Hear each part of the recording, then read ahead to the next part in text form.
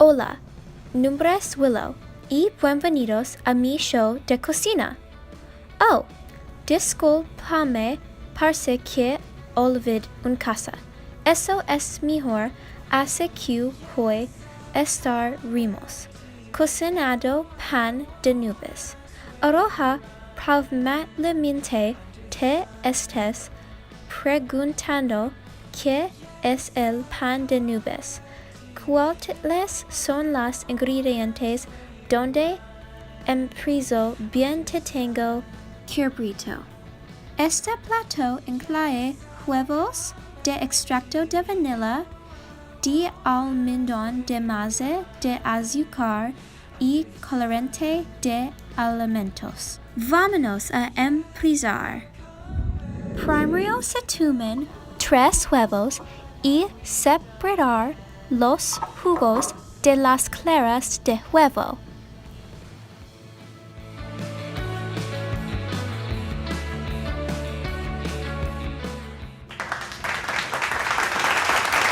Después de que se bate los claras hasta que forman una mezcla de burbujas. Próximo despacio sumar la azúcar y la maicena.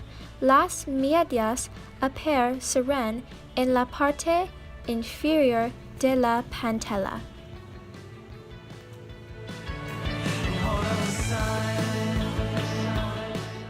Paso 3.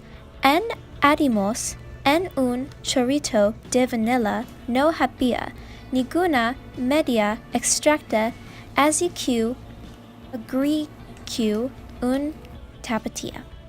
Después de eso se puede añadir el color que te gustaría, algo que a gotas de rojo para que fuera un bonita rosa.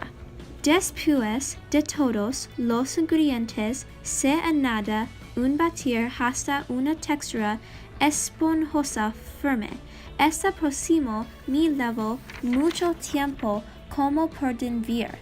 También mi mamá tuvo que venir a ayudarme.